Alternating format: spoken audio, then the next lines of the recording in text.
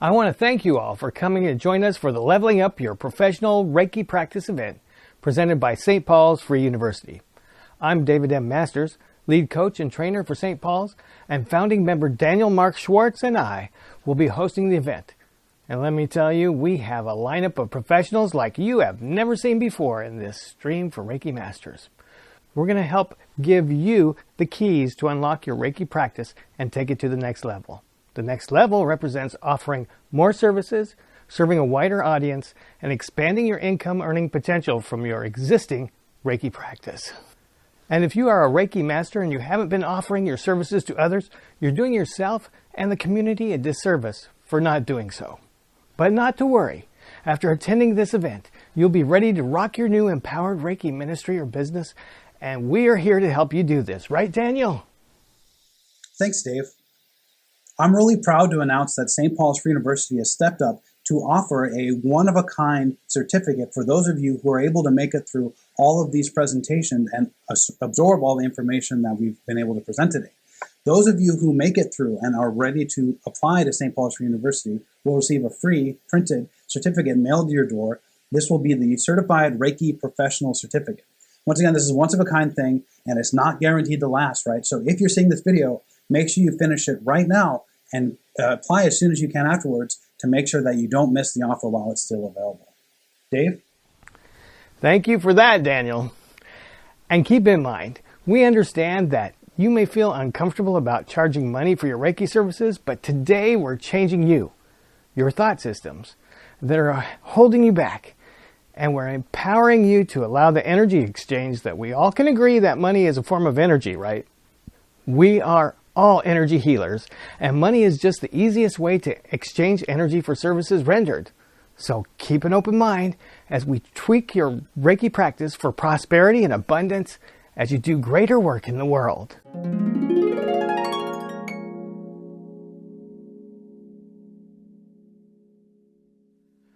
We're going to start off today with empowering you with the free Lightning Reiki plugin to add to your practice. Now, this plugin is for Reiki Level 3 Reiki Masters. And note that in a few minutes, you're going to need to have a quiet space where you're not distracted, in a quiet place to receive your attunement. Now, let me tell you a little about what to expect from your Lightning Reiki attunement today. Lightning Reiki is for use for your clients who have severe blockages that come from trauma from the past, which hides in various places inside the body. Lightning Reiki will, in a very short period of time, seek out and destroy all hidden festering wounds that are associated with past drama or trauma, which is preventing your client from being all they could be. Now, this would take months or years of traditional therapy, and the therapeutic environment can be traumatizing in itself. So, you'll receive your virtual attunement for the Lightning Reiki plugin. You must be a Reiki master to receive the Lightning Reiki plugin to enhance your Reiki practice, enabling you to do deep emotional work in minutes without unearthing buried trauma. Most people can go on throughout their whole lives and live a completely normal looking life, but they're harboring hidden trauma from the past, just ignoring it and pretending like nothing ever happened is a pretty good method of getting by, but no one ever be the wiser. You're moving on and things are looking pretty good, and no one would even know you had all this trauma in your past. And the longer you ignore it, the memory of it just fades away into nothing. Sounds like a pretty good plan, right? Wrong. Repressed trauma, while it can be hidden from the conscious mind, hides away in the body, where it festers and spreads deadly poisons throughout the body, which can cause biological deterioration, disease, and can lead to an early grave. Unresolved traumatic wounds do not go away on their own. If the patient can survive in years of therapy by following all the traumatic links, they can finally get to the root cause of the trauma and deal with that. And this is not an easy process. Each successively linked incident can be painful to remember and process, which comes with its own new kinds of trauma, which can only be wiped away after the entire chain of traumatic wounds have been healed. That's what's great about Lightning Reiki. In one fell swoop, in a single energetic burst, Reiki energy finds and follows every link of the chain down to the primary traumatic incident that was the first wound or link. And here's how the Lightning Reiki plugin works for Reiki masters who've been attuned for Lightning Reiki. First, you'll have a conversation with your client or have an awareness that he or she is suffering from being blocked by past trauma or adverse childhood experiences, which have a cumulative effect on your client's entire life. You put your hands in the current position on the top of your client's head like this, with the index fingers pointed forward towards the client's nose. Orient yourself energetically as you would if you're going to prepare to administer Reiki to your client. But for Lightning Reiki, we're going to send one single burst of energy through the palms of your hands, through your client's crown chakra. This burst of energy shoots down throughout your client's body to all the parts, seeking out the stored negative energy and trauma from past events, administering healing and God source energy to each otherwise hidden wound, cauterizing off the wound and dissolving it from the patient's body instantly. Now, no drama or trauma associated with the treatment, and you, the practitioner, do not even need to know any of the potentially horrific details. An entire lifetime of traumatic wounds just vaporize, just like that. Now, Lightning Reiki treatments are so effective and rapid that no one would pay you for a 1-minute session. So it's advised that you interact with your client as you normally would and complete a regular Reiki session prior to administering Lightning Reiki. Your client need not know the bulk of the work was done in the final jolt of your treatment regimen. Before administering your Lightning Reiki, establish the type of trauma that your client's being blocked by. Like I said, you don't have to know all the details. Just know what it appears to be or feels like to your client. Your client may feel like it's work-related, in that everything they try to do to succeed seems to fail.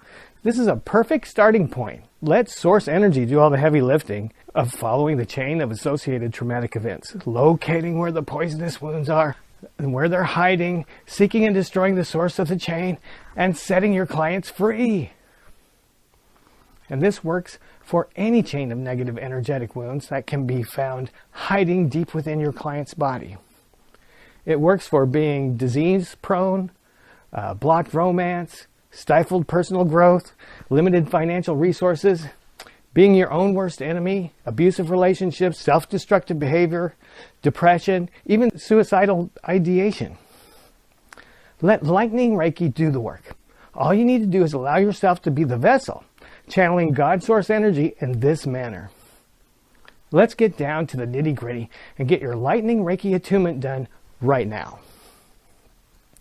Note that this attunement is only available as an add-on to your Reiki Master status. You must already have completed Reiki 1, 2, and 3 for Lightning Reiki activation. If you are a Reiki Master and you want to receive your Lightning Reiki attunement right now, first put your hands in the Lightning Reiki hand position. This is the hand position that you use on the top of your client's head at the crown chakra. For you to receive attunement, you will place your hands in this position in the middle of your chest like this. Now close your eyes and take a deep cleansing breath. 2 more breaths. Breathe in, breathe out. Breathe in, breathe out. Now repeat after me. I hereby avail myself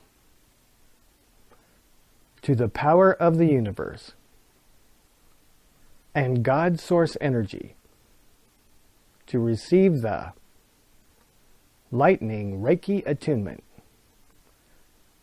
I pledge to avail myself to those who are wounded and in need of emotional healing in this troubled world. Now don't repeat after me, but I want you to hold your hands while they're still in this position to bring your hands together as in the position of praying hands. And I want you to repeat this after me. I am blessed and empowered to funnel this sacred energy, so I shall bless others, answering this call. For I am merely a humble servant, Amen. Okay, congratulations. You're now attuned for Lightning Reiki. And when we come back, we'll talk about how you can use Lightning Reiki to expand your practice to emotional healing.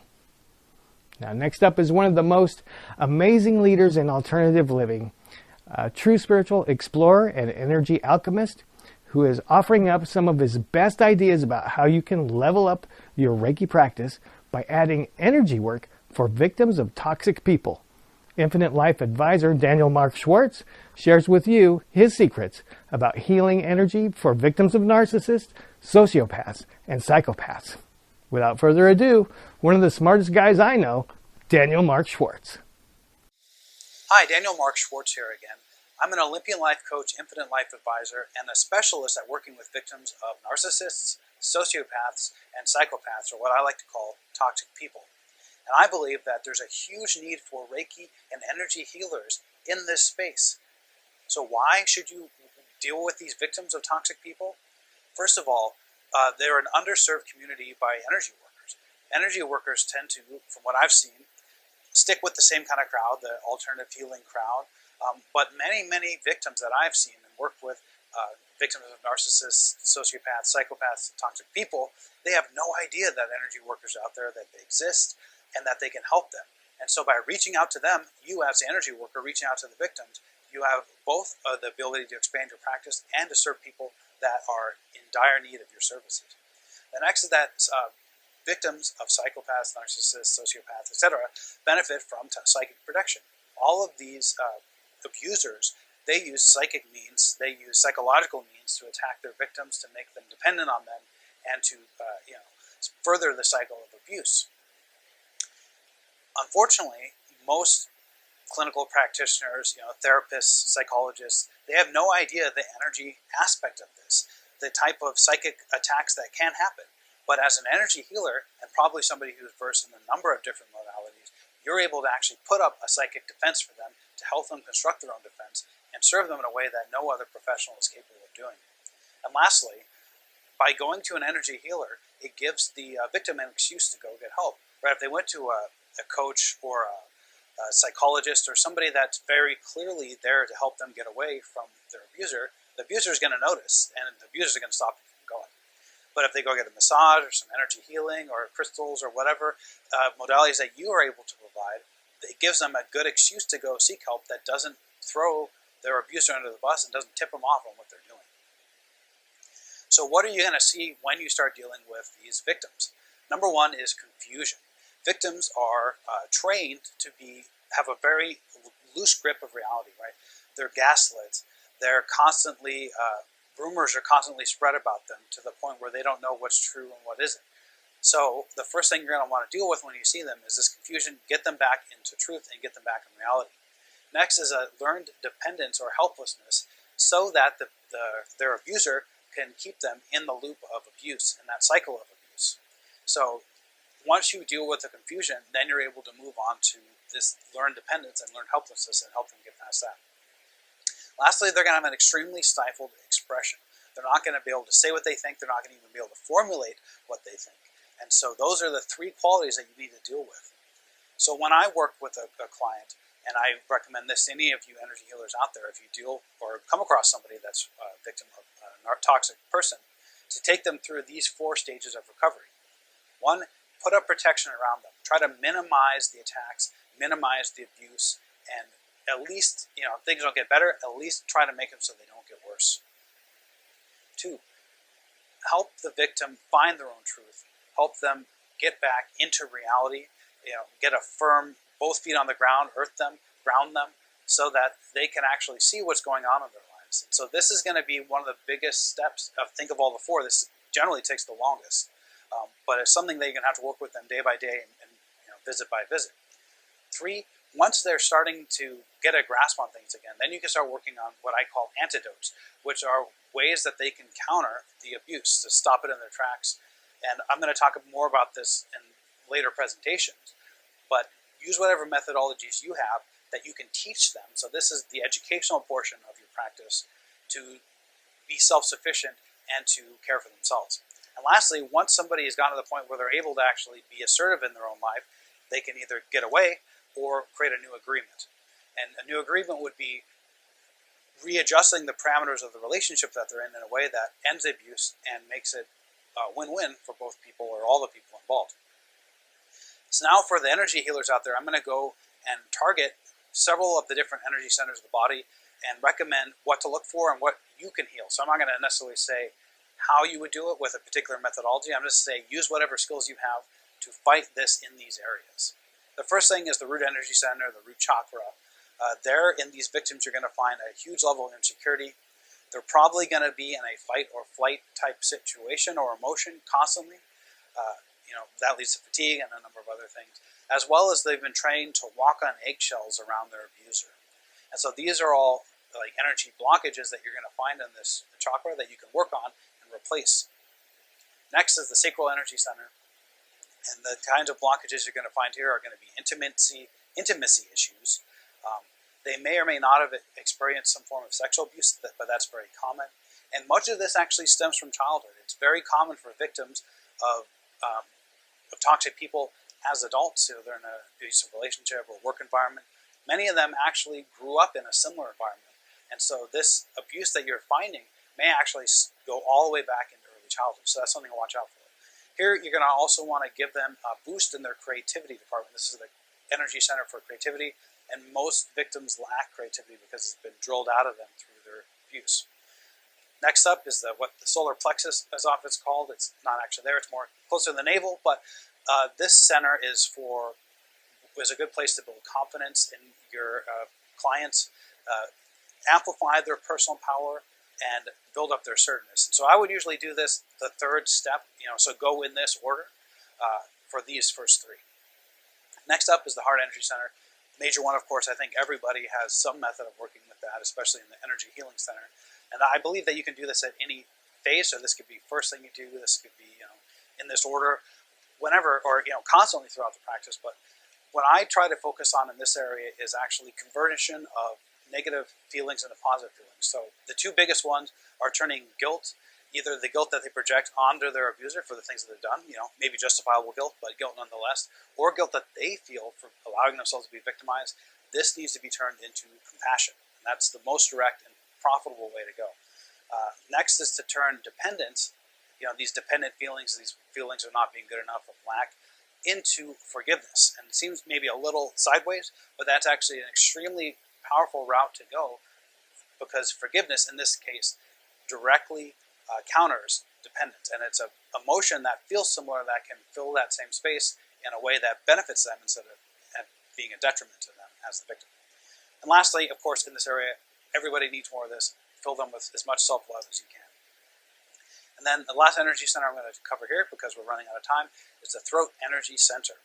Right. So in this area, it's probably going to be the last thing you want to work on, in the overall progress. This area, it helps them formulate their ideas, realize their what they think, what their emotions are, into written or spoken form. It's an area where you can work to clear up their mental fog and to help them take action. So that's what I have. Make sure you stay tuned for my later presentations where I actually explain how you can use these skills to find individuals on which you can use these skills and actually drastically benefit your practice with this hugely untapped market. So up next, I'd like to introduce our own curandera healer. That's Rosa M Luna. She is a multi-generational native healer who embodies a huge variety of techniques, from our ancestors as well as modern techniques. And today she's going to share with us things that we can use to improve our Reiki practice. Rosa?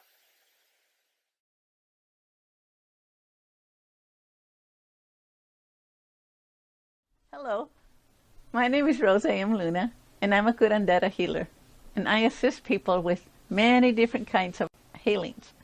But today, I'm going to talk about something that you might not heard of. Have you heard of healing with an egg? It might sound silly, but have you heard of the evil eye? If some of your friends are Mexicans, then chances are you've heard of it. So today, I will activate you for curando con un huevo, which is healing with an egg. And you can add this to your Reiki practice. My mother, who was a curandera healer, I learned from her, and I learned from her how to activate. So I learned all the healings from my mom, who in our family had generations and generations of healers throughout our families. When we moved to the United States, the children of my mother did not experience the one-on-one learning experience that I did. However, I worked with my mother and assisted her in her healings. She died young in a car accident. So I have taught many of my family who would like to continue with our family tradition of healing others, and other friends who wanted to become healers as well. I also learned to add to my bag of tools for healing Reiki.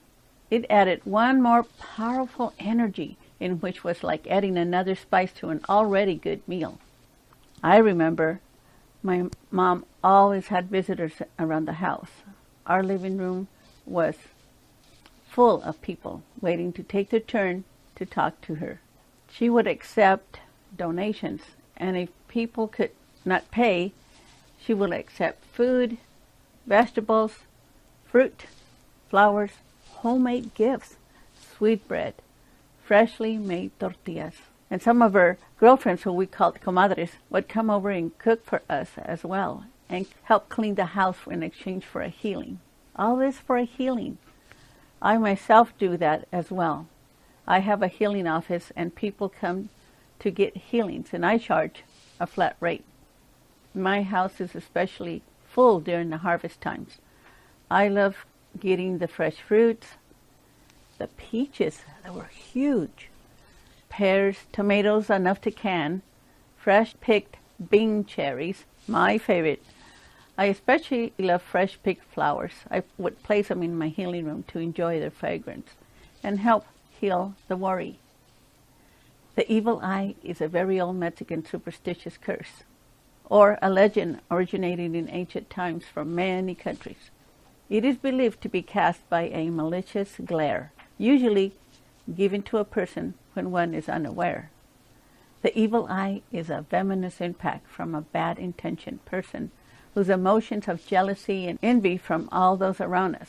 Believers would avoid talking about their valuable items that they owned. They could be stolen or lost, or they wouldn't like to talk about their good luck that they had come to them in particular.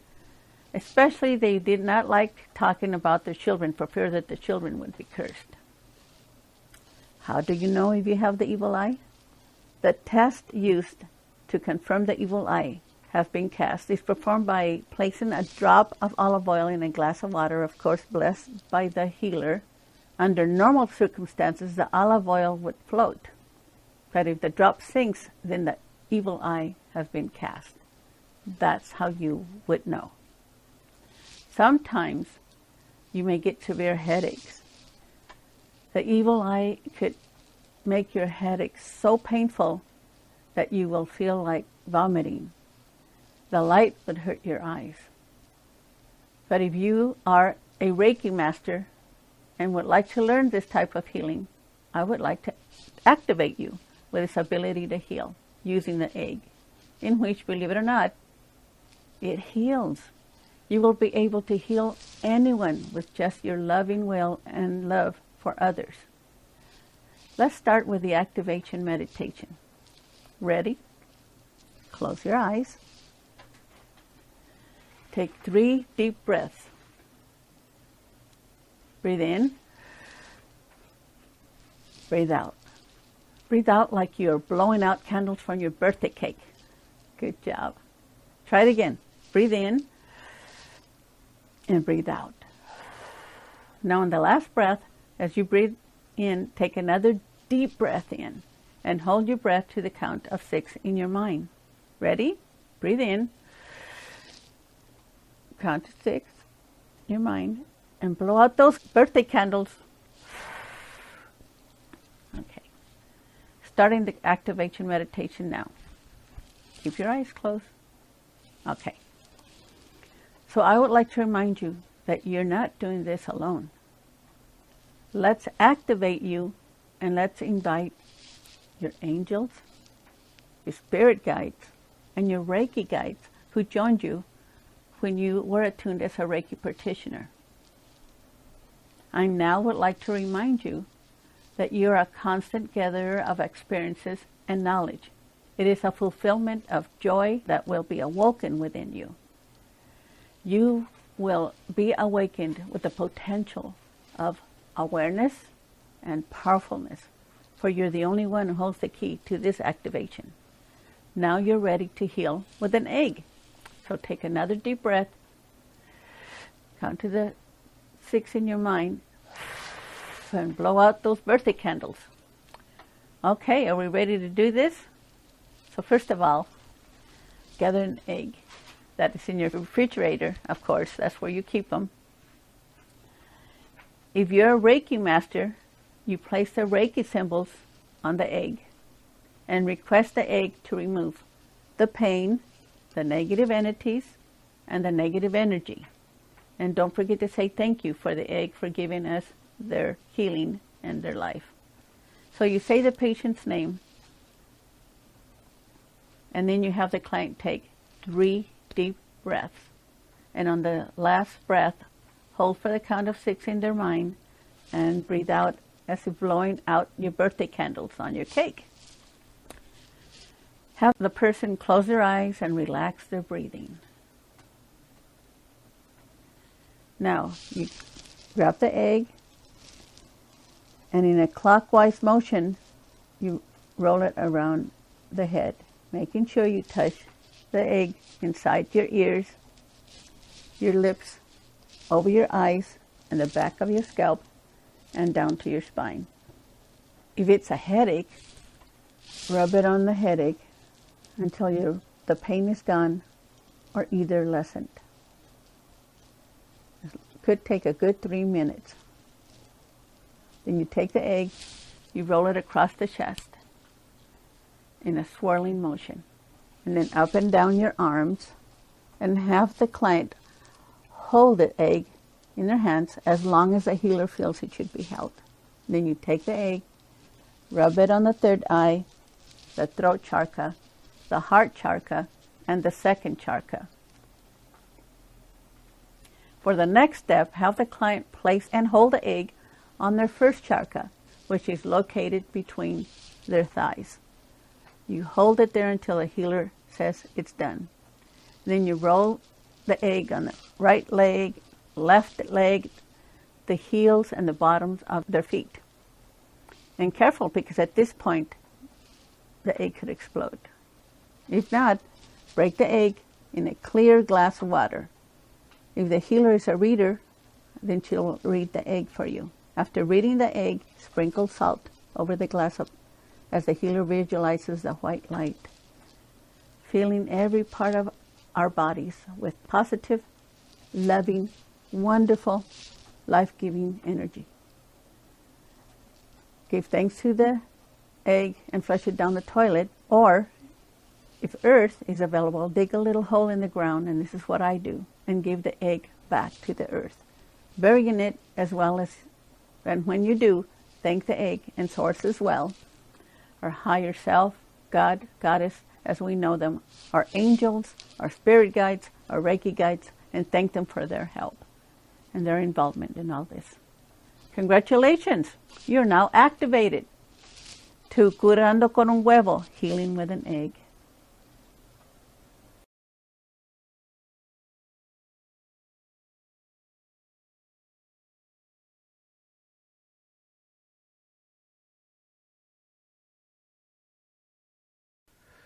Thank you, Rosa M Luna. Up next is our Source Energy therapist who has an impressive background of life coaching and professional child life enrichment. She serves the local and greater community by bringing her special brand of Reiki healing and life enhancement. She is an instructor and founding member of St. Paul's Free University. Today, she shares with you, our Reiki Master guest, Source Energy, Reiki, and how it can benefit your clients that are grieving. Welcome with me, Wendy Lynn Johnson. Hi everyone, I am Wendy Lynn Johnson with Source Energy Therapy and Wendy Johnson's Life Coaching. Today I am here to talk to you about Source Energy, Reiki, and how it can benefit your clients that are grieving. Let us look first at grief. What does grief look like? Does one merely grieve when they lose a loved one to death? Many common causes of grief are other things besides death. Conflicting feelings can cause grief. These conflicting feelings can be caused by changes in life's patterns or the end of something that you've done for a long time. Some examples of that would be divorce, dissolution of marriage, can cause a grieving process. Retirement, someone that's had a job for 30 plus years and reported to the same place, and then all of a sudden they don't report there anymore and they're not around the same people, and that can cause the feeling of loss, which is what you grieve. Graduating college or high school can be a sense of loss. You no longer do the same things every day that you did for years and years and years, and see the same people, be around all those people, so that can cause grief or loss as well. A romantic breakup. This is the termination of a romantic relationship other than death. That can cause grief as well. Moving to another city or state, having to start all over again. That can cause huge changes in one's life that can bring grief. Disfellowshipping or banishment, the punishment of being sent away, the action of getting rid of something unwanted is what that is, and that also can cause grief. Losing a job, being fired, laid off, loss of your permanent income to sustain your life as you know it. That can also cause grief. Bankruptcy, repossession of your car or your home, a court proceeding where there's a dissolution of marriage, or a family law court where you're having to fight for your children and come up with a parenting plan. All those kinds of things are cause for grief. And when someone is in a state of grieving, the heart chakra is the one that is the most impacted. It can affect all their chakras. They may become imbalanced. Grief is an energy depleting emotion. This is important to remember because our bodies need energy to be and stay physically, emotionally, and mentally, as well as spiritually healthy. We need to derive this energy from different sources, such as the energy from the foods that we consume daily, energy from keeping our bodies moving, such as exercise, and that's a big important part. We also derive energy from being outdoors in nature. When we go outside barefooted, we can bring up source energy through our feet, up into our legs and into our energy centers, our chakras, raising our vibrations and replenishing them all. When one is grieving, if they do not make a conscious effort to replace the energy that grieving uses, one is highly likely to start to feel the effects from it in their bodies. So what this would look like is it might slow you down. You might start to feel sluggish, possibly even causing you to become ill or sick. One's body, mind, and soul can only undergo this for so long before they feel the effects and become ill. So you need to take the time for yourself and make sure that you are replenishing your energy centers. Or you're going to find yourself in physical pain or weakness in the body or ill in some way. There are also many emotional effects, such as anxiety, panic attacks, that can occur if one's energy centers or chakras are depleted or are not working properly. It is common for one to become ill while grieving. One can feel as if their mind is in a complete fog. Have you ever had that foggy feeling? Well, if we're not taking care of ourselves while we're grieving, that can happen to us. One's heart can feel as if it is completely broken and they feel completely disconnected from their bodies. Spiritually speaking, a griever may become disconnected from one's higher self. As a result, maintaining spiritual health and well-being becomes very difficult. This is where Reiki can benefit a griever. One can receive Reiki from a Reiki practitioner or give oneself Reiki if you are Reiki 1 attuned or higher. Being the energy, the Reiki energy comes from source. It will not further deplete your energy centers or the flow of energy, Reiki energy, to yourself. The symptoms of grief and the benefits of Reiki are almost a match, each one for one. Reiki replaces, imbalances, and strengthens the flow of energy in one's body. This will ease anxiety, pain, and improve one's sleep. Reiki enhances the body's ability to heal itself by activating the natural healing process. Reiki energy knows exactly where it is most needed to heal and balance one's body physically, emotionally, as well as spiritually. That does not mean your client's symptoms will magically disappear. However, it will become easier for your client to deal with grief's ups and downs. The calm that Reiki brings with it gives the griever the courage and stamina to deal with the grieving process. It is also an opportunity for the griever to relax and just let the emotions flow without judgment during a Reiki session. So often society has made it feel like we need to be so strong and to hold in our emotions, and it is quite to the contrary. That will create more sickness within our own bodies. So you may want to be sure that your client feels no judgment and is aware of the extreme emotions that may flow during a Reiki session, especially if they have just lost a loved one. Giving them permission to allow the sadness to escape. Taking the time to be sad is ultimately what gets us through the grief process. When we cry, it is a cleansing process. It washes out all those negative energies.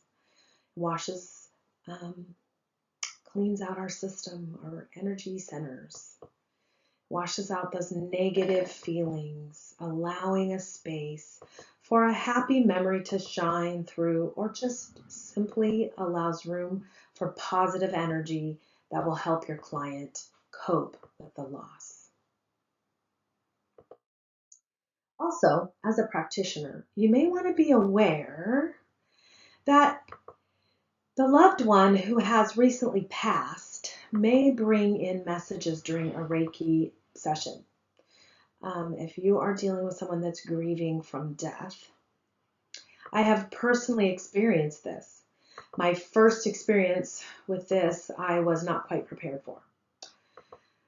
Fortunately, I was aware of its possibilities and had known the deceased, and I chose to invite him in with my mind's eye and ask if he would like me to deliver a message. It was really a phenomenal experience for both of us. In my situation, that being me and my client, in my situation, I chose to tell my client because she was a dear friend of mine. However, you might want to know how the client, you might not know how the client is going to respond or will react. So you will want to use your discretion and your intuition on this very delicate matter in choosing whether to let them know about the experience or how the experience went. If you or someone you know are interested in learning more about Reiki, please find me at sourceenergytherapy.com or email me at wendyjohnsonslifecoaching@outlook.com. I hope you have a fabulous day. Up next is Juanita Holiday. Juanita is a natural alternative specialist who is an expert in all things stones, oils, herbs, and the multitude of natural healing modalities that are out there. And she's going to share with you ways that you can use these natural healing alternatives to amplify your Reiki practice. Hi, thank you for joining me today. The first tip I want to give you to expand your Reiki practice today is to add natural alternatives to your practice. We all know that Reiki energy healing has everything you need to heal the body from whatever is making you suffer from diseases or treating anyone who is sick or tired. The best Reiki masters are opening more of a full-service Reiki practice, which help raise the client's quality of life by adding natural alternatives. What's great about this is that it increases your average dollar value per visit of almost every client you will ever have. You can catch many Reiki masters in the act of increasing their earnings per visit by offering the client an opportunity to add some healthy alternative product to their life, something to take home with them. It can be smart to find something that is multi-level, which means that every time you sell a product, you earn a referral fee. And so does your person who has signed you up as a distributor. What's interesting about the multi-level product interrogation is that your client may be interested in telling his or her friends about this product, so he or she signs up under you and you earn a fee every time this client or any of his friends buy something. This is a good way to build an alternative stream of income which might take on a life of its own and bring you free money every month. You can also add spiritually significant Reiki-enhanced salesmen that will help extend the healing residue of your Reiki treatment well beyond the 3 days, which is normal. You can charge anything which Reiki source energy by activating it. As a Reiki master, you can Reiki energize any object with the Reiki symbols, which transform any normal item into healing talismans of magical amulet. For instance, you can offer an activated crystal necklace. Let's take a look at how this works. First, you will need some raw material like crystal necklaces. Do not make this more complicated than it needs to be. I just looked this up, and you can get 5 crystal necklaces for $17.99 from Amazon with free shipping for Prime members. That's less than $4 a piece. Here is where the magic happens. Once you have them in hand, you activate them by putting the Reiki symbols on them. Now they are $25. Magical talismans that your clients would be glad to buy as energy healing enhancements and good luck charm. Just doing that one thing upped your receipt from visit by $25 and don't have to put anything as fancy as crystal necklace. Reiki masters can energize and transform ordinary rocks into powerful energy healing stones, which are worth far more than their raw material cost. There are many items and products that you can apply to your Reiki practices. The more research you put into getting acquainted with the products you decide to add to your practice, the more people are willing to pay. For instance, you can show your clients the 5 crystal necklaces and say, just pick one that you are drawn to and charge $20 for activated necklaces. Or you can explain about the benefits of the amethyst and tell your client about how this activated crystal is especially matched, energized, and Reiki activated for his or her problems. Now you can charge up to $40 to $50 for the same necklace. In this way, you can offer nearly any product you are willing to study about, which make you an expert in that area. You can add stones and crystals, magnetic jewelry, alternative healing products of any size, type, or price to match your clients. You can also add herbal supplements to your Reiki practice. This is by far my favorite idea for you, and I love learning about various plants and minerals and how they can better help my clients. You can do that too if you are willing to put in the time and effort to learn about them and how they can help your clients. Again, do not make this more difficult than it is. You can just learn about what you want, like all the benefits of fenugreek, such as help in lowering blood sugar levels for enhanced healing of diabetes. Along with your Reiki energy healing, it helps the menstrual cramps and sexual problems that prevent satisfaction during sexual activity. Fenugreek is often prescribed for weight loss as it is a natural appetite suppressant and reduces fat mass while increasing stomach and gut health, and fenugreek is probably best known for being a natural breast enhancement. No need for breast surgery here. It's just natural breast enlargement without implants or surgery and no scars. This is one herbal supplement that very few people know about. You could provide a private label 2-ounce worth for $20 to your clients that are Reiki activated, of course. Let's take a look at Amazon again. Okay, you can get 2 pounds of fenugreek for $11.45 with free shipping if you have Prime. That's 10 2-ounce packages, and if you want, you can package them in neat brown 2-ounce jars like these. You are well under $3 each for the fenugreek and the bottles that you are selling for $20 each.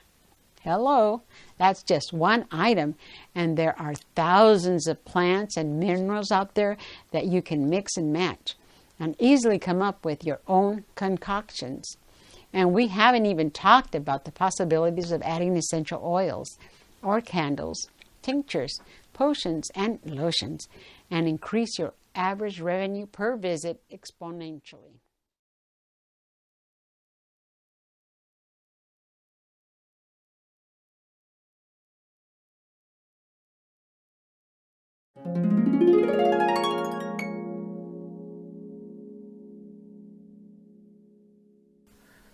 Now that you've added the Lightning Reiki plugin to your Reiki practice, you can reach out to a broader community of people who need you right now more than ever. With the current state of affairs in our country and throughout the globe, our people have never been so emotionally wounded. If you don't believe me, just look around. And what do you see?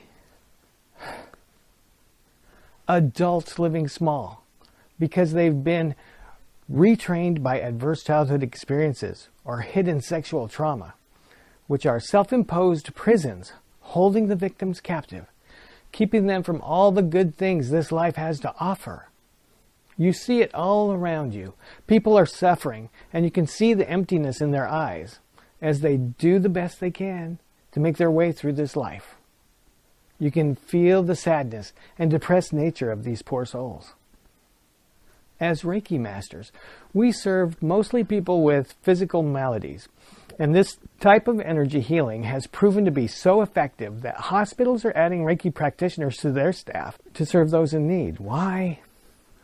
Because patients who receive Reiki get better faster and live longer than patients who do not receive Reiki. And I was well aware of this when I first learned laying on of hands healing from the nuns up at Grace Harbor Hospital back in the day. Since then, I graduated to become a Reiki master and have gone beyond. Yet, with all the physiological problems that plague our children, peers, and seniors, psychological problems are far more pervasive and may actually be the source of biological complications.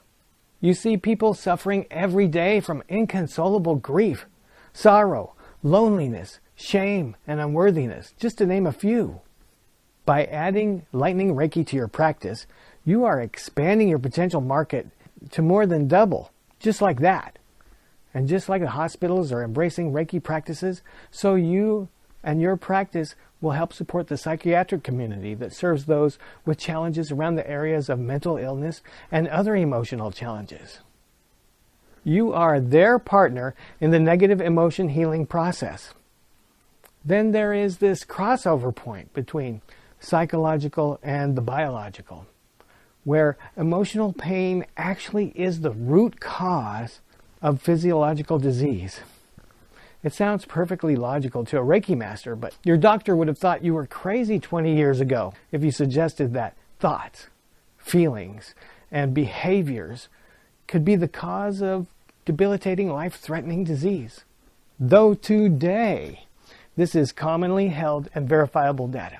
Lightning Reiki is so effective in treating the emotional cause of disease and emotional pain, such as sadness, anxiety, unexpressed anger, shame, and guilt, which left unhealed will cause disease such as obesity, depression, heart disease, diabetes, gastrointestinal problems, Alzheimer's disease, and asthma, among other things.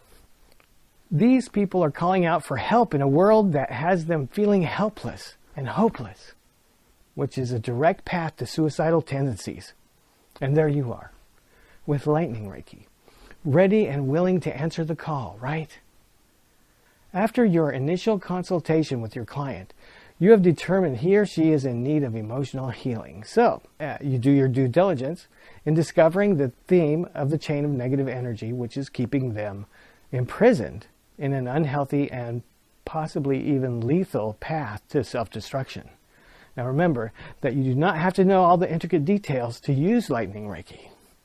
In your discovery process, you need only know the generalities to determine what kind of trauma they're going through to target with your Lightning Reiki.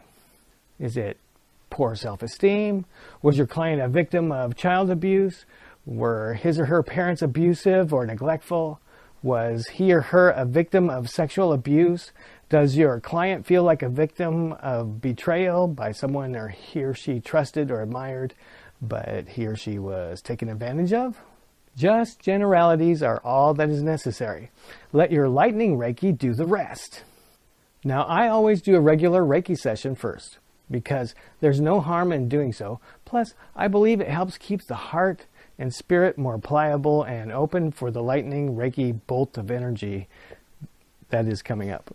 Following the session, while the client is in a relaxed state, whether they're on the table, seated on a chair, or reclining, I make my way to the head of the client and I ask them if they're ready for their Lightning Reiki treatment for their type of emotional pain.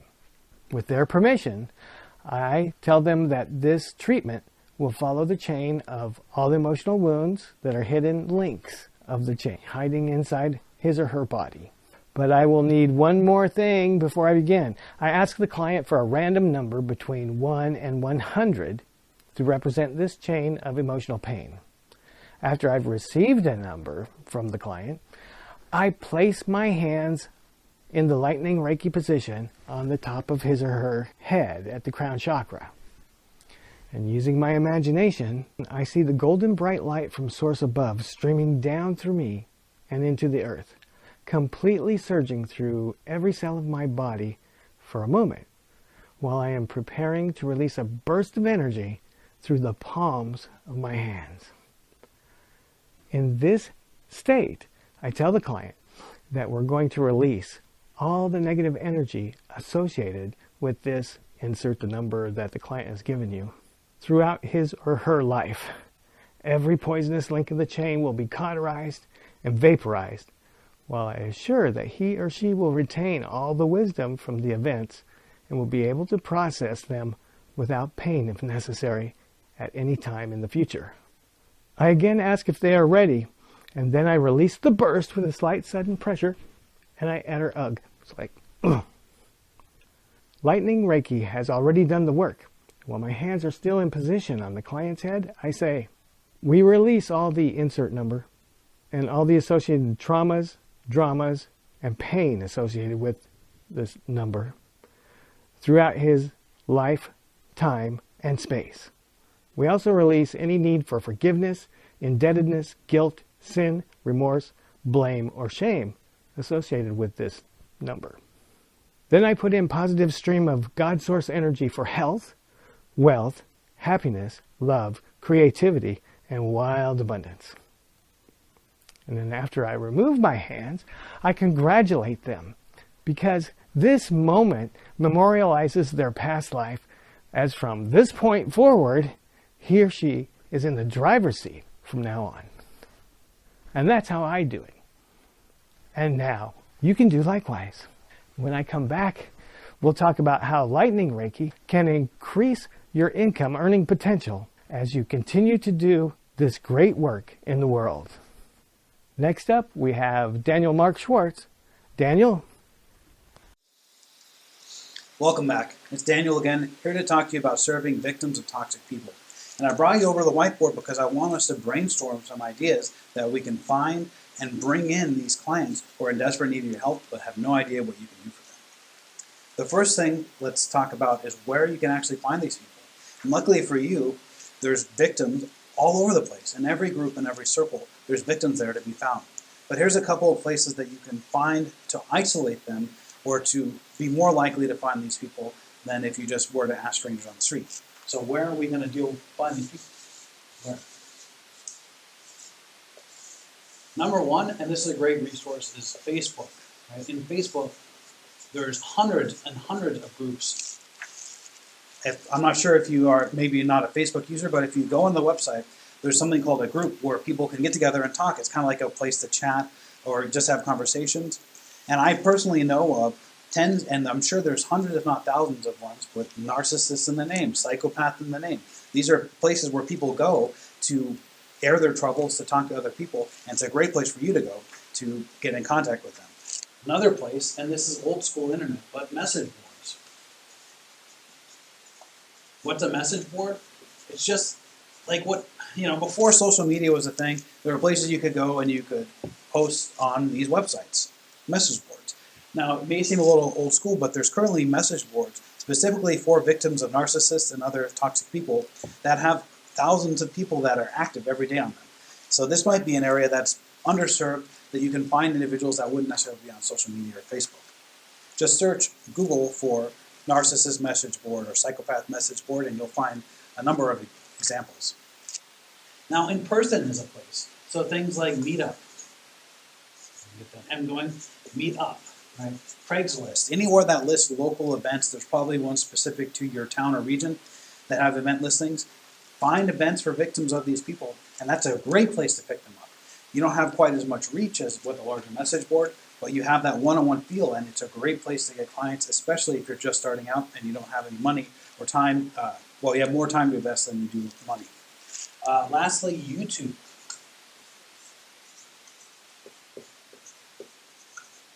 Making simple YouTube videos with your cell phone is a great way to get your message out there.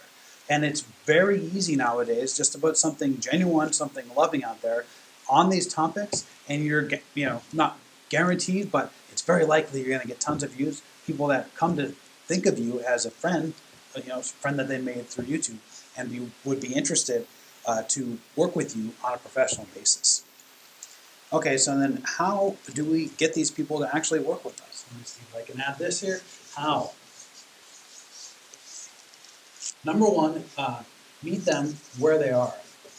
What does this mean? This means when we approach them, I'm just writing this, where they are. Right, so when we approach them, we actually want to help serve them where they think they need the help to start with.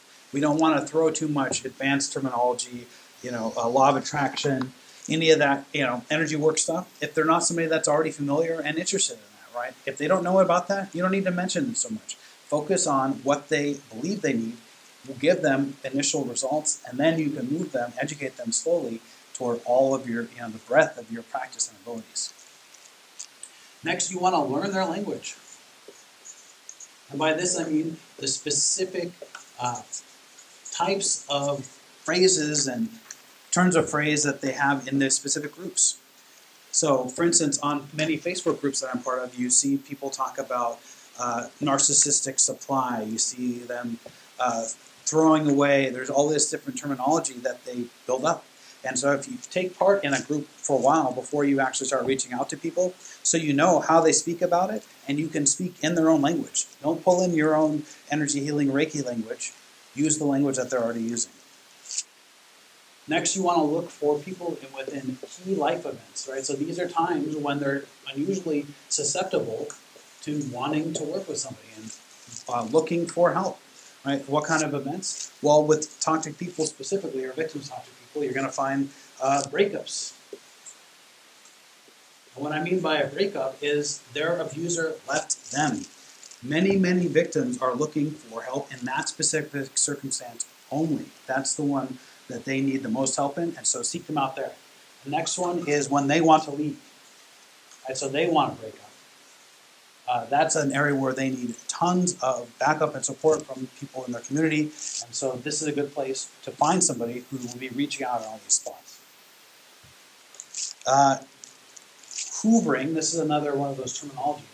This is basically when their abuser wants to get back together, right? So they left, or their abuser left them, and then now the abuser's coming back and saying, hey, I've changed, I'm better, I want to get back together, right? This is almost never actually the case. This is another form of abuse that comes up very often. And narcissists or victims of these abusers are going to be confused, and they want to get back together, but they're not certain, and they're looking for advice and help. Another great time to meet and start serving these individuals. And last one, there's many more, but is confusion.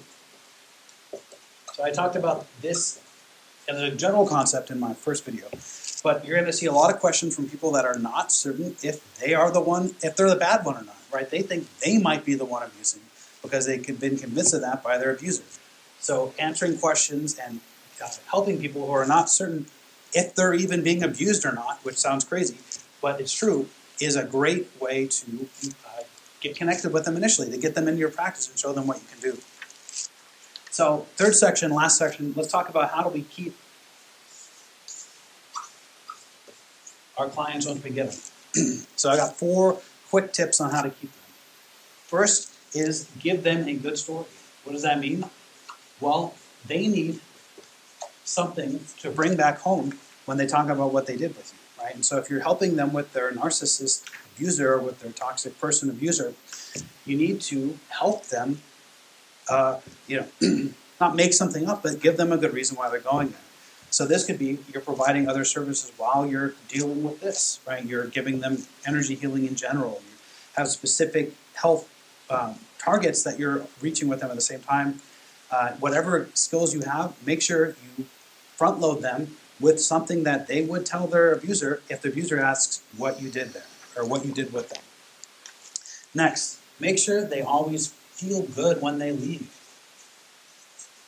Now, one difficulty when working with victims is they tend to have these mental processes where they bring themselves down. Right? These are learned oftentimes. Maybe they brought them with them since childhood, and it's one of the reasons why they're being abused, because they're extra susceptible. But you, as the professional healer, need to make sure that your client feels great every time they leave. Right? And this isn't just necessarily because you did a good job healing, but because you are able to bring in a mindset which allows them to feel good. So if you do nothing else, make sure they feel good when they leave, and they'll keep coming back. Next is no pushing. Right? We don't have an agenda for them. We don't. It's so easy to feel like things aren't going fast enough as the person doing the healing and helping them. You see the abuse and you're wondering, why won't you just get out of it, take the steps, right? But that is counterproductive to the actual healing. If we try to push them, we're going to push them away and they're not going to come back. So make sure you're completely allowing with your clients, victims of toxic people specifically, and give them as long as they need. This is their process, right? So don't get impatient. And lastly, acceptance. This goes along the same lines, but we're going to encounter thought processes, things that they say, which are just not in line with a healthy way of thinking, right? That's why they're victims. So the first thing we need to do as professionals is to allow and accept that they have these viewpoints. Not try to immediately talk them out of it. Just take the time to view them for who they are and to love them for it, right? And then we can gently offer a different solution. We're not going to argue against them. Agree. When they say something, even if it's obviously not true, be like, I can see how you can think that. And then work with them to, I tend to like to use the Socratic method. So instead of telling them what you think the right answer is, try to lead them to it. Ask them questions, ask them to clarify, be interested in them, and accept where they are and accept when they get to, accept where they are going each step along the way. So this has been, 3 different ways that you can use to get these people into your practice, and I think that this can make a huge benefit. And I encourage every single one of you Reiki healers out there, energy healers, Reiki masters, to take the time to actually care for these people, go out and find them and serve them, because they really, really, really need your help. Wanting to expand your Reiki practice to reach more people and maybe for more profit is not a bad idea. If you speak another language, it can help to expand your Reiki practice while you enjoy an extra opportunities to heal from doing so. Adding a second language to your service expands your practice and reaches out to more of the population. You will want to do some market research because it is not unusual for people who speak different languages to desire a different menu of services. For instance, many Latinos are attracted to your curandera barrida de huevo practice of energy sweeping in your clients with an egg. It's a cultural thing. It's something that we all grew up with, and it's hard to find in today's alternative healing marketplace. Since I have already authorized you or activated you to add this in your Reiki practice, you can easily expand your Reiki practice to appeal to the Spanish-speaking communities. Of course, you will need to learn how to speak Spanish really well, or have someone in your office that can speak Spanish frequently to keep these clients on board. Once you have figured what alternative language you will be adding to your practice, you will need to do more marketing to let your new potential customers that you are offering to cater to their specialized needs. Did you know that 75% of businesses believe in multilingual marketing? You will see the best bang for your buck by marketing online through your branded website and social media, like Facebook, for example. Facebook has a good pay-to-play advertising program where you can easily market your specific target audience. There are also other free sites where you can promote your second language offerings, such as Craigslist.org. A little creativity here and there can easily maximize your marketing efforts online. Earning more in your Reiki practice and extending your offerings could change your personal world, as well as the majority of the business on the World Wide Web, including online stores and other marketing materials used in English. Because it's the most popular language on the internet, even though English is the most used in the internet, Chinese is the second most used, and the third one is Spanish in the whole United States of America. So what is your multilingual marketing strategy for multiplying your products? It might be difficult to determine because it involves using more than one language in your location. There are many Vietnamese people here in our area, so it's your market approach. It would be including translating all the content into Spanish and other content into Vietnamese. This marketing strategy involves a professional translation. The content is to be considered and needs to be evaluated due to the differences between the cultures and the people. In this way, your multilingual strategy will gain a competitive edge and reach your market customers. You will have to change your website, implementing both languages, which will give you the ability to reach other countries who use these languages as well, which means you can heal and serve more people, which means more revenue. This too will mean you will need to provide more bilingual workers. Once the market starts gaining speed, since you are a Reiki master, you are well versed in distant healing. And you can easily become adept to offering your services over the internet by using any of the online video communication services such as Skype or Zoom. This can have a huge impact on your Reiki practice. Most people who are bilingual speak the native language. Even though they speak English, most people prefer to communicate in their native tongue. I too feel more comfortable when speaking my my native language. Even though I speak English and understand it, I feel I can be better understood if I'm wanting something in particular. And I will certainly come back and spread the word about this establishment to my friends, especially if the staff is nice and very helpful. You can also use discounts to entice new second language customers to stop by and check you out. As part of the market strategy, there's nothing wrong with cutting down or back on prices. Cut back on some services. And if you can afford it, give something away or have a sale on products that are not really selling that great.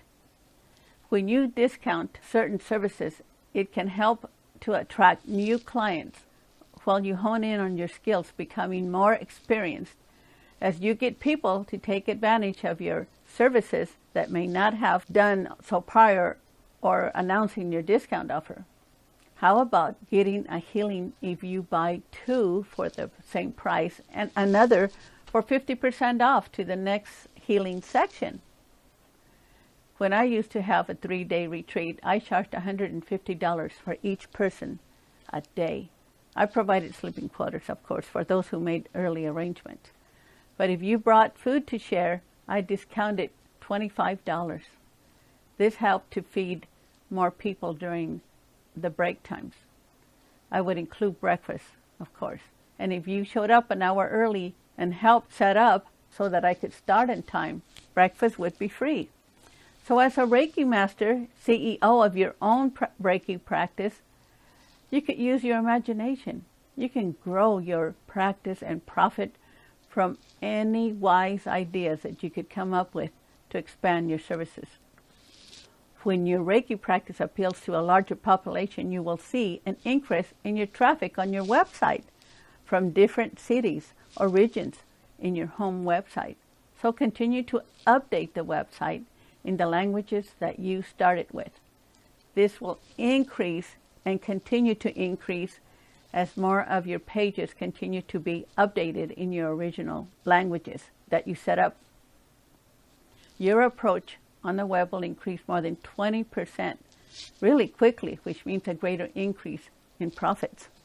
If you're continuing to go international and will continue translating your website, it is very much more cost effective than most anything else you could do to increase market share.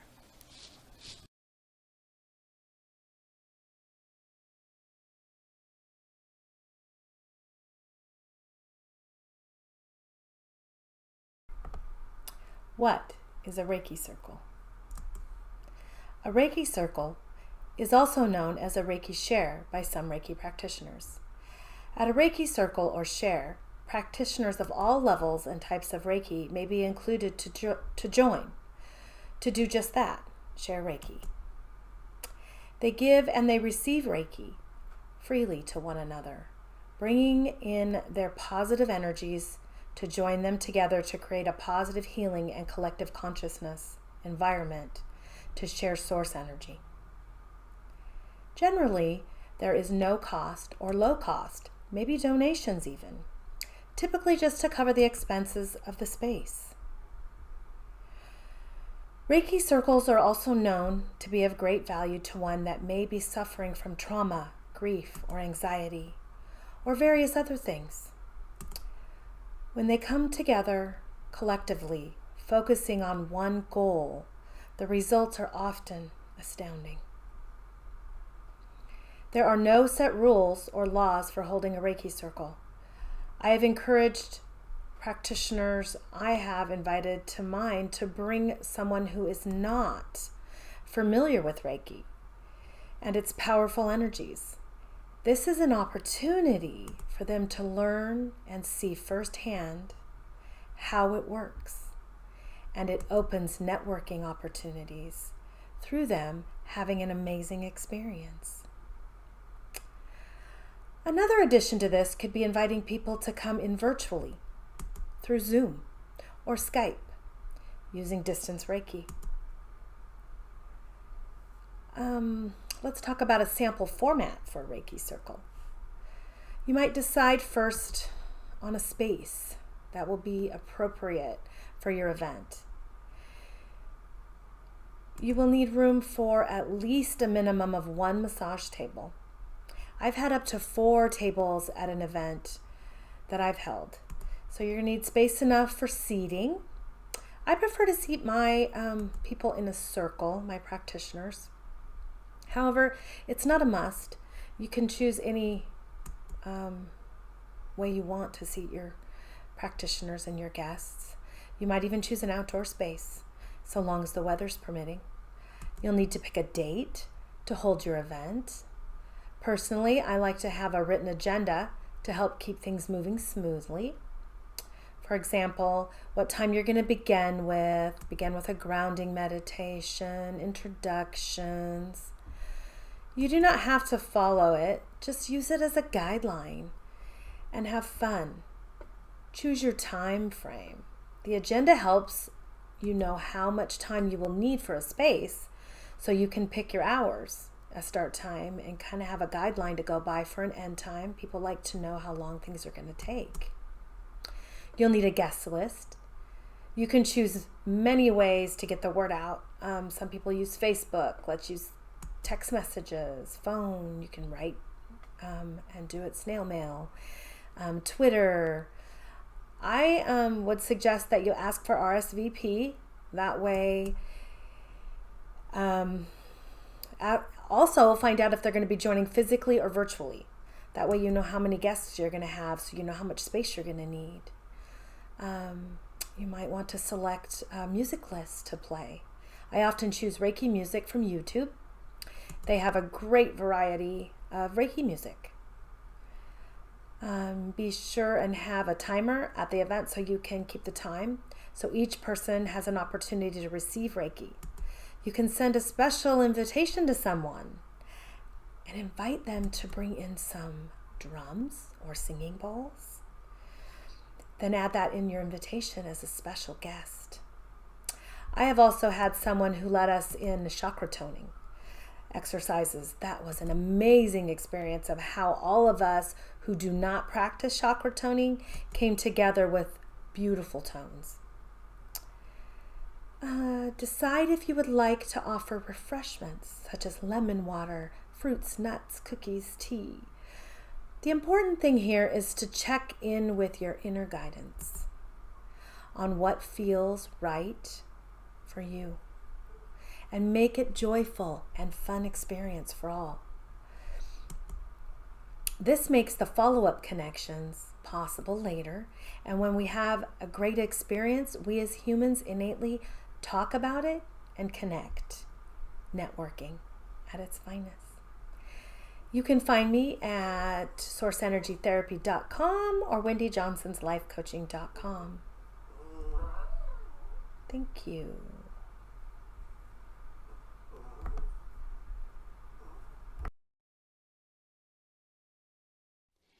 Expanding your services helps to expand your customer base.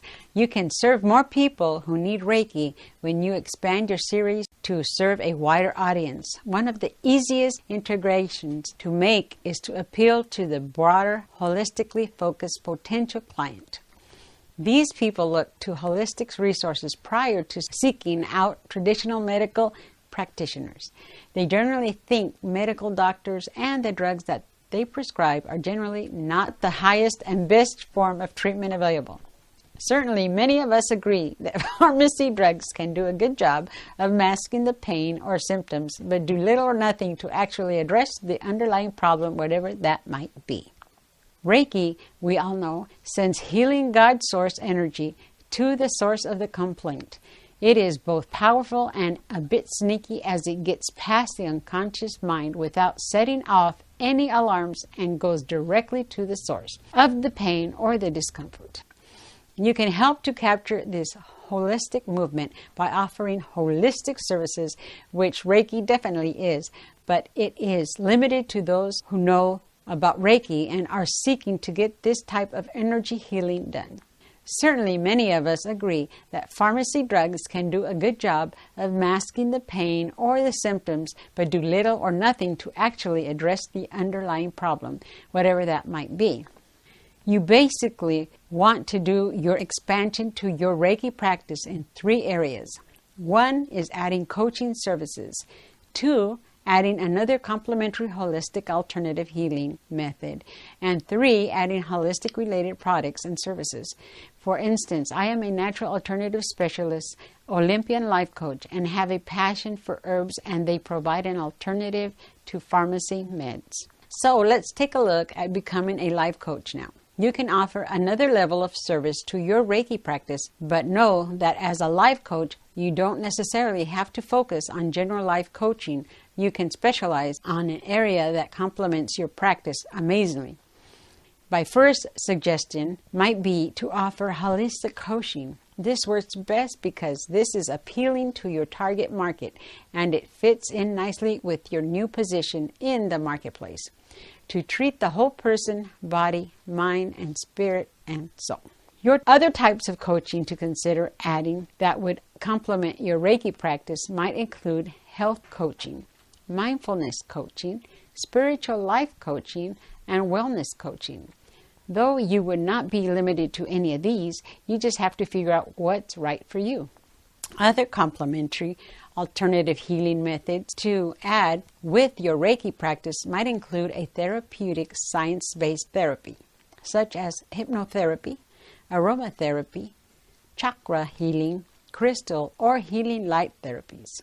You might also consider something like guided visualization, emotional freedom technique, dream interpreter, past life regression, tea leaf, tarot, or palm reading, or other psychic-related services. Just make sure that whatever you decide to try to add into your practice, it need not be a lifelong marriage.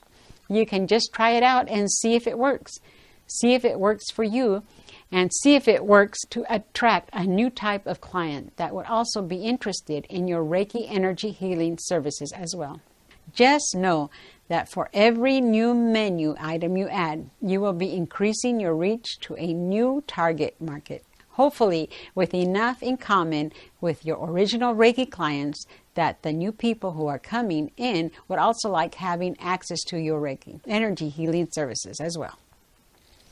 We have already talked about the nearly endless array of holistic products and services that you can add to your practice to widen your market appeal, as well as expanding your income earning potentially by offering more ways for each client to support you financially as you are being true to who you are and living the life that you want to live on your own terms.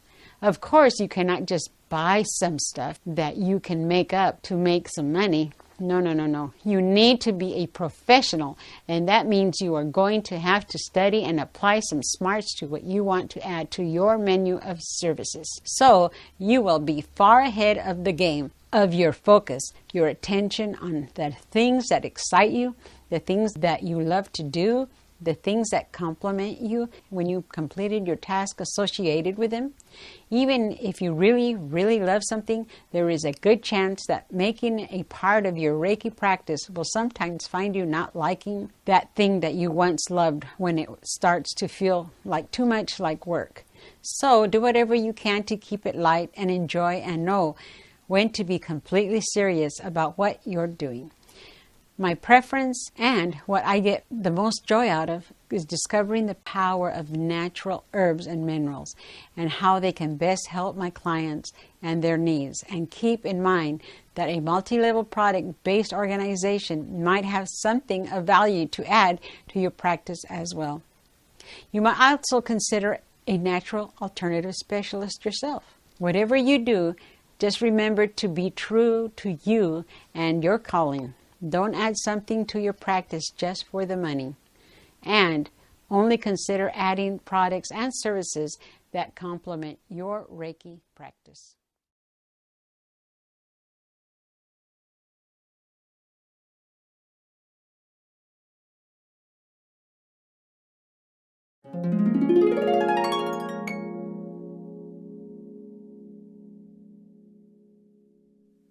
Have you been a Reiki master for a while and it seems like no matter how hard you try, you just can't seem to break through the income earning ceiling you seem to have set for yourself?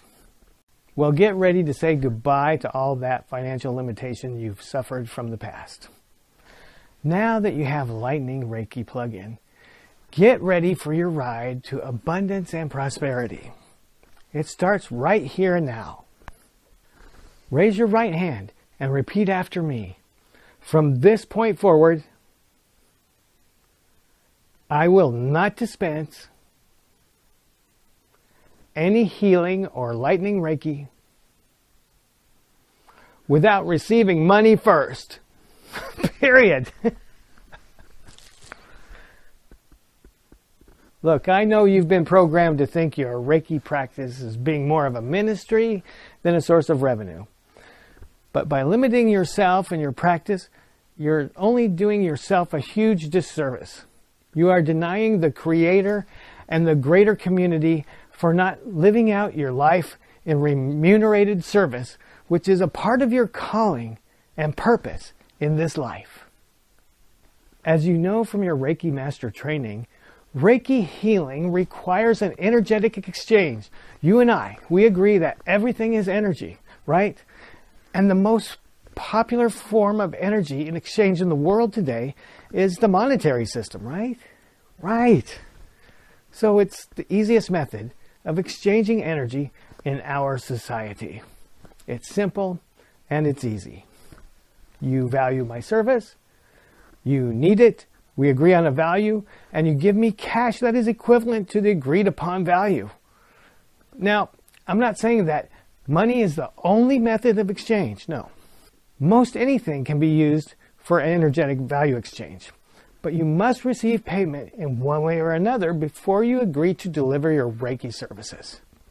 For some reason, this is really hard to accept for many Reiki masters, but not to worry, there's hope for you. What if your ability to be open and receptive to receiving not only payment for your services, but to attract wealth in the process of being obedient and respectful and diligent in your answering the call to serve and heal the world, one life at a time, is the result of a negative chain of emotional pain and programming. Hey, that's the best news ever. Why? Because you have the power of Lightning Reiki at your disposal. Yeah, it's not just about serving your clients. It's here for you anytime you want for yourself, right now. Okay. Now, it's not enough just to call this chain of money blocking links that have been accumulated over a lifetime money blocks. No, we have to find an emotional anchor to start the chain with so we know what kind of money block you have. So pick one of these common money blocks that resonates with you. I mean, you feel it when you say or when you hear it. It just makes you feel bad. Maybe you heard your parents say, "What, am I made of money?" Or "Money doesn't grow on trees." Or, "Rich people are evil." Or alternatively, "Money is the root of all evil." "I'm not worthy of having a lot of money." "Money can't buy love or happiness." The more money you have, the more problems you have. You have to work really hard for your money. Money isn't important. No way! I can't get paid for doing what I love. I don't care about money. I just want to help people. Pick one of these, or a saying that resonates with you, so that we know why. We have to have a why. So pick one of these common money blockages and get one in mind that really touches you emotionally, like it's what's standing between you and the best things this life has to offer. Okay. Now that you have one in mind that you can feel emotionally, you can feel that weight of it, give it a random number between 1 and 100. Now don't worry about the number. Just give me the first number that comes to your mind between 1 and 100 that pops into your head. Okay, I'm going to use number 17 for my number. And when I say 17, you say whatever number it is that you came up with. Okay? Now you with me? All right. Stand by. We're going to do this together. Take a deep cleansing breath in and out. Breathe in. Breathe out. And relax. Breathe in and breathe out. Are you ready to eliminate the entire chain of negative money block links that have accumulated and hidden themselves at various places inside your body once and for all? Okay. Put your hands in the Lightning Reiki position and place them on top of your head with the opening over your chakra and the fingers pointing forward. Got it? Okay.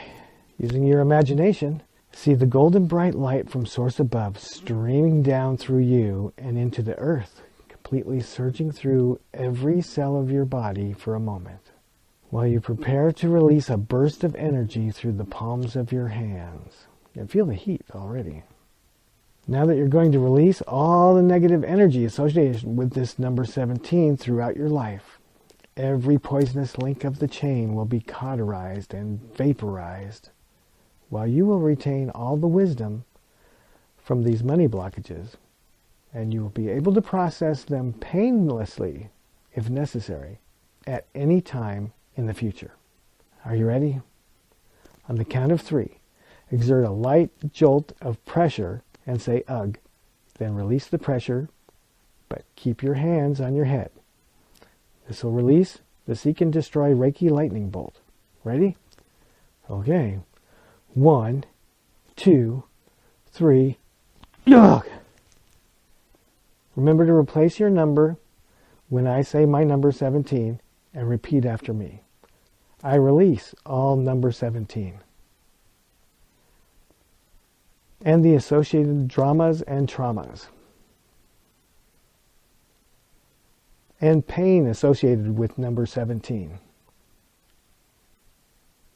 Through this life, time, and space. I also release any need for forgiveness, indebtedness, guilt, sin, remorse, blame, or shame associated with this number 17. I now invite the God Source energy flowing from above to replace any displaced energy with health, wealth, happiness, love, creativity, and wild abundance. Remove your hands and sweep the top of your head, sealing the process. And congratulations! You're now free from any of those old money blockages, and you are free to experience your highest and best earning abilities and all the good things that this life has to offer. You are now in the driver's seat of your financial life from this point forward.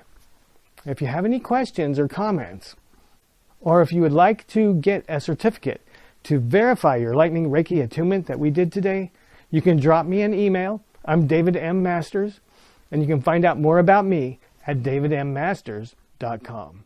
Daniel, back to you. Welcome back, everybody. Once again, I'm Daniel Mark Schwartz, and I'd like to share with you methods for building a professional Reiki practice serving victims of toxic people. First of all, I want to make it clear that the terms profession and business are here because I want to emphasize that a practice must embody 3 core qualities that these words represent. To reach our highest level of potential as healers, we must first establish and uphold a code of ethics for our craft. 2, refine and utilize our craft efficiently and effectively. And 3, grow our organization in an upward spiral that is energized by every client that we serve. Too often, hobbyist Reiki masters or energy healers squander their gifts by just playing around with a lack of focus. Being a professional healer means we know what is our responsibility and what isn't. We avoid getting too entangled and influenced by our clients' lives as to be knocked off balance. Instead, we operate at the highest levels of our craft. Being businesslike means we cut away inefficient activities while prioritize providing value to clients. We also expect that every time we service a client, we are experiencing a net energetic gain. Energy is rewarded with energy, whether monetary, service exchange, barter, or other. The more you work, the more power you should have to improve your craft, to bring in appropriate help, to improve your facilities, and otherwise grow rather than being depleted. If you fear taking on too many clients, then you know you have a problem with your business. So the first tip is to put money in its place.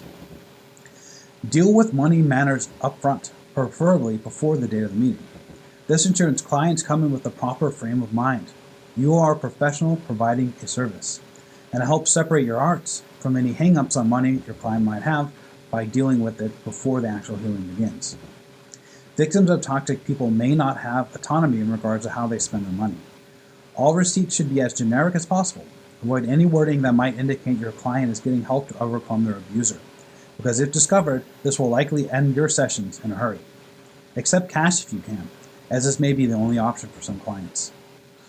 Encourage a commitment to receiving healing on the part of the client by offering discounts if they buy a number of sessions in advance, or if they are willing to start a sequence of weekly or monthly sessions that are auto-charged to their credit card.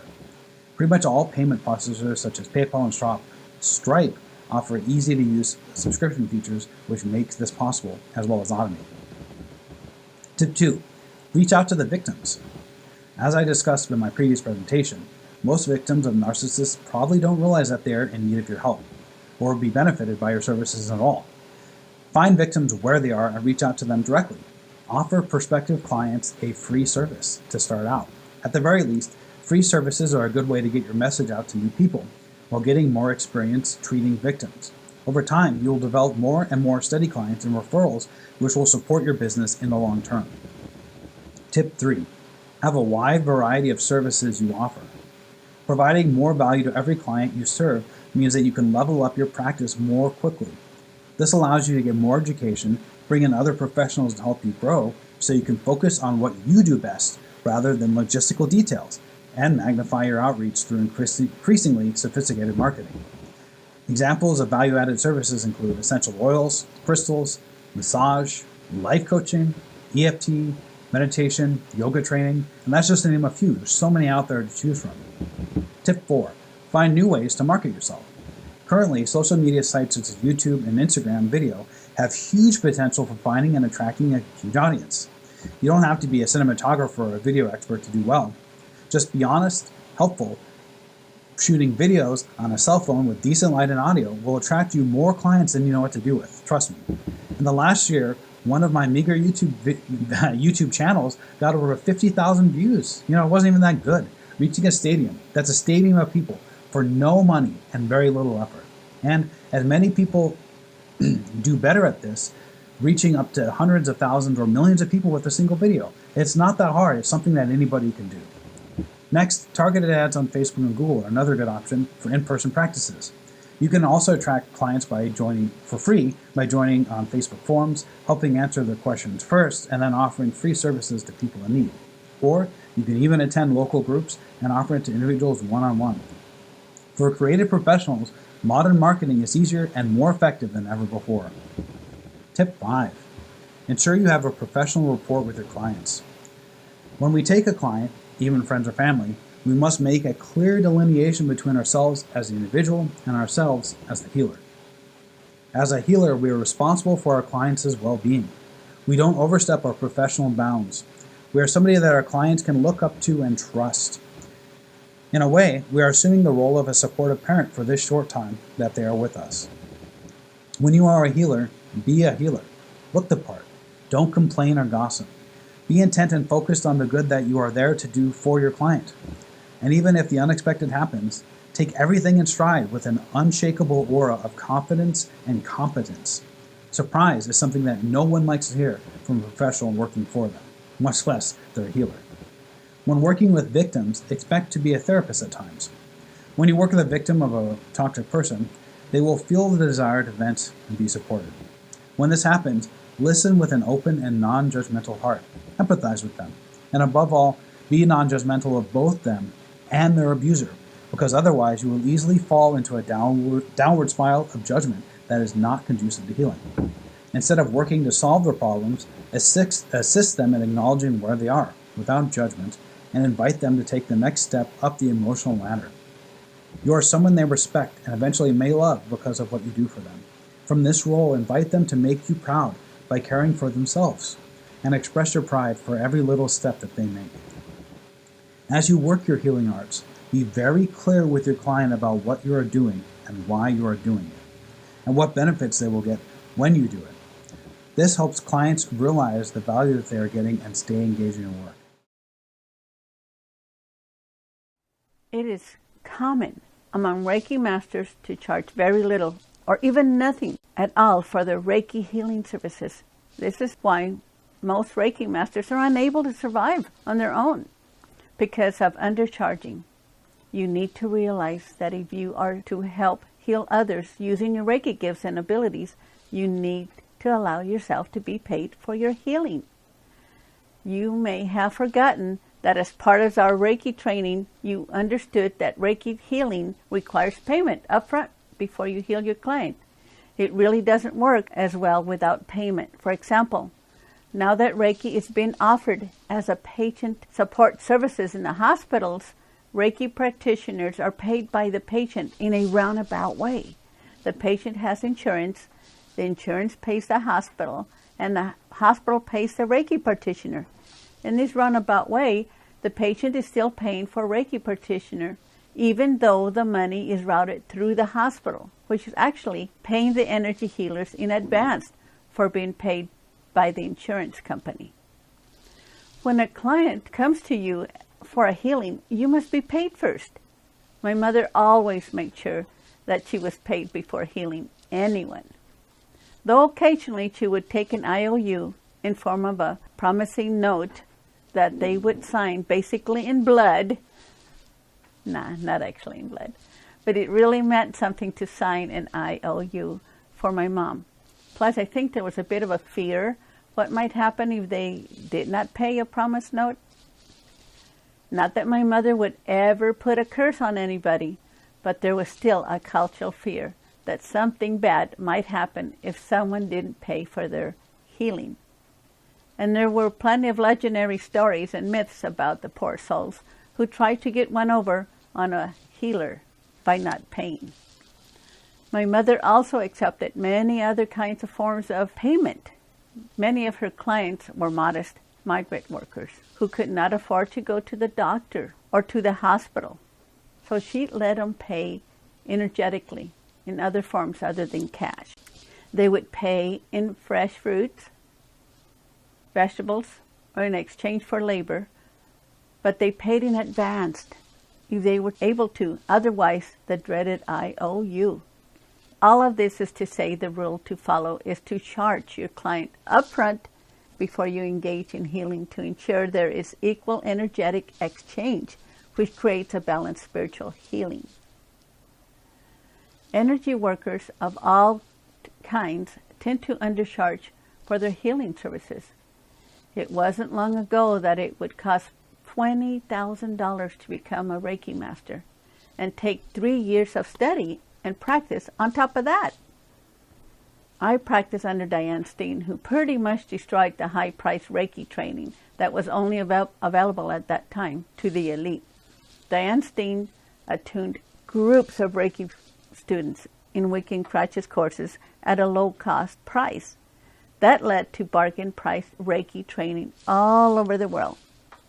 Because Reiki masters were not paying high prices for their training, they feel uneasy about charging higher prices for their services. It's like saying, how could I charge a high price if I didn't pay a high price? But what you're forgetting to consider is that it is very likely that what you paid for your Reiki training is more the same than you might think. For instance, for someone who is rich, $20,000 is a reasonable cost to pay for the right to open your own energy healing practice. Think about it. Let's say you only spend $1,000 for your master training. It is highly likely that you spent far more in comparison for your training than that rich person, because that $1,000 came at far more sacrifice than $20,000 felt like letting go for a rich, wealthy person. So forget about it.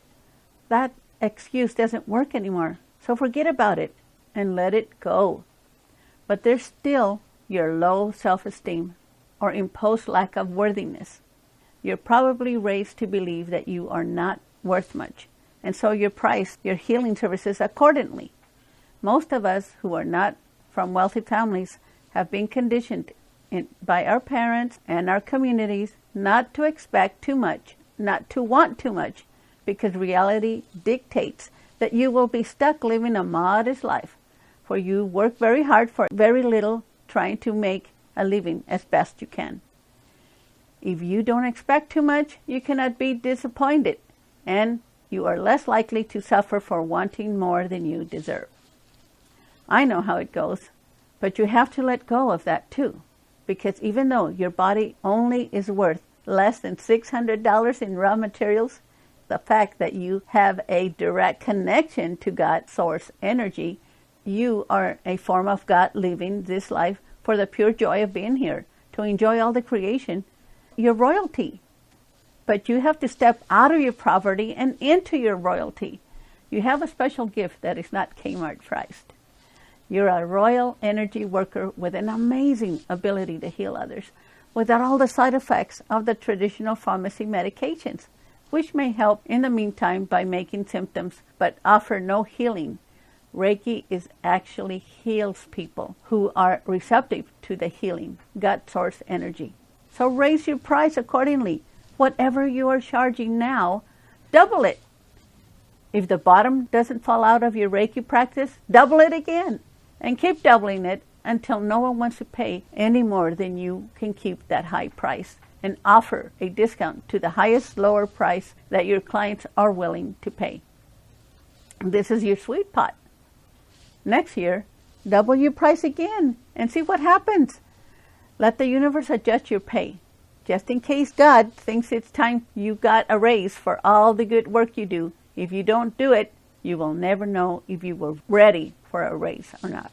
Plus, you're also going to expand your Reiki practice, because now you can make even more money. You're doing this to add the ancient curandera barrida con de huevo practice of energy sweeping your clients with an egg, and you're now considering of expanding your market research by adding a second or third language to your Reiki practice. Now you're ready to grow your potential and allow yourself to have more prosperity and abundance. God bless you as you increase your potential to do your greatest. And if you need more information, you can contact me at Rosa M Luna at rosamluna.com. Thank you, and God bless you.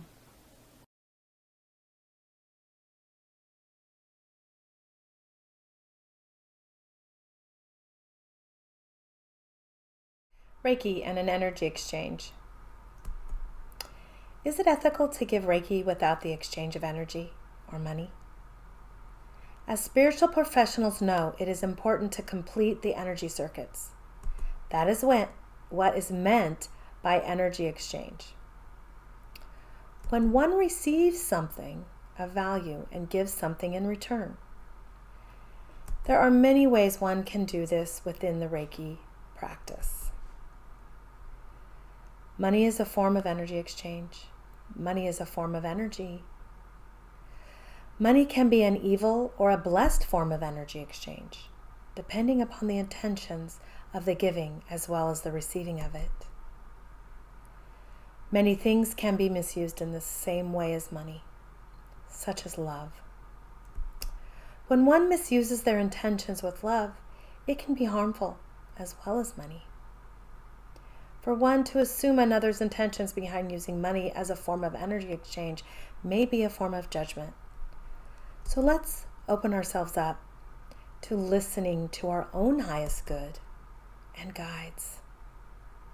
Go within and ask what you are guided to do to receive and give as an energy exchange in this 3D world. Things to take into consideration when determining what is best for you when it comes to an energy exchange. This may be a very personal, no two may agree on subject.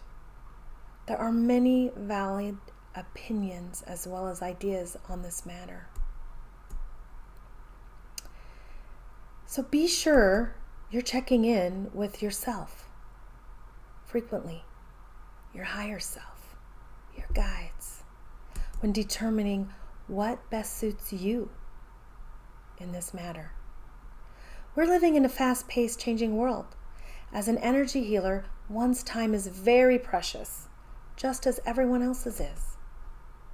A Reiki session is typically 30 to 90 minutes. Energy healers give so much more than just the healing session, such as Reiki. A practitioner also has an energy exchange for the space they provide to be able to perform the session you will receive in an ethical manner with proper privacy. This most often also requires electricity for heat to keep you comfortable and lights. There's also an exchange of personal time and energy the practitioner must exude. They also use personal time and energy to create a vibration within this physical space by bringing in crystals and possibly oils, diffusers, as well as music that creates the personal essence their higher selves guide them in doing. All of this varies from one practitioner to another. Some may open their homes up to be able to serve you. A practitioner may also use their personal time to energetically cleanse the space, the area, before they use it and after they use it, with each session ensuring it's ready for you to receive the best possible experience you can. All of what I have said varies from practitioner to practitioner, as well as the needs of each client and the type of energy exchange. So some different forms of energy exchange. Energy healing is a pure energy from source. We as practitioners often have an innate sense of intuition. Optimally, we give our healings with an unconditional love beyond an exchange. However, practitioners also have responsibilities within this 3D world to be able to assist others with energy healing. I have personally done trading as a means of energy exchange. This could be for things such as accounting or coaching or a healing for a healing from another practitioner of a different modality. There are endless things one could trade for that will create an unconditional exchange of energy. However, you as a practitioner choose to complete the circuit, always do it with everyone involved's highest and best at heart, full of love. The universe will take care of the rest. I can be found at sourceenergytherapy.com or wendyjohnsonslifecoaching.com. Now that you have expanded your menu items, how do you add healing alternative items to each client who comes for a Reiki session? It is not as hard as you might think, and you have to let go of any ideas that you are trying to get away with something, because you are not. What you are doing is adding value to your customer's experience by enhancing your experience from their work with you. If you are not sending your client home with something to take away with him or her, you are not doing as good of a job as you could. To give your client the best experience, make sure he or she leaves with something besides just a healing service. Any physical item that your client can take home with him or her reminds your client about the experience they had with you in the office. That creates an infinity with your client. Think about it. If you send your client home with crystal necklace, she wears this around her neck for at least 1 week. For 7 days, every time she looks in the mirror, she sees and is reminded about you. This session, when other people in her circle of influence see the necklace, they ask, "Where did you get that beautiful necklace?" The result is free advertising for you. May open up an interesting conversation about you and your services and could lead to generating a new client for you. The more things you can send your client home with, the more connection you have with your client, which grows over time. These days, it is not just about how much you can earn from each visit you have with your client. The future of your practice and how effective you can be in your community depends on the connection that you share with your customers. Total each receipt with your client's visits. Let's say a total from the visit was $230. $100 for the Reiki session, $50 for a Reiki enhanced necklace, $55 for a therapeutic potted plant, and $25 for 2 ounces of Reiki enhanced fenugreek. The amount that you received from that client over what you were paid for each Reiki session, $130 indicates your success in building connection with your client. Good job. Keep up that good work. Next, adding healing alternative terms to your menu increases the efficiency and allows the greater financial blessings for you and yours. This is an exciting journey that you are on of expanding your services and the good that you can bring to your community and the world. Thank you, and have a happy and prosperous future full of all the things that you would love to see in this life. If you want to know more about herbs and minerals and how they can add to your Reiki healing practice, you can contact me directly. My name is Juanita Holliday, your natural alternative specialist, and you can find out more about me and contact me at juanitaholliday.com. God bless, and Dios los bendiga.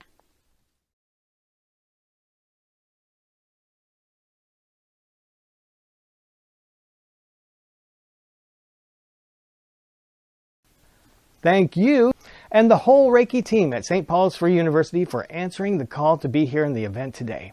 And our most honorable gratitude goes out to you, each of you who participated today. And we are so blessed to share these powerful tools and techniques with you from St. Paul's Free University. Now remember, if you would like to enroll in our Reiki Masters Business Acumen course at St. Paul's Free University or any other course of study that will help you to continue this process, please check us out online at stpaulsfreeuniversity.com, or you can contact any of our presenters here today.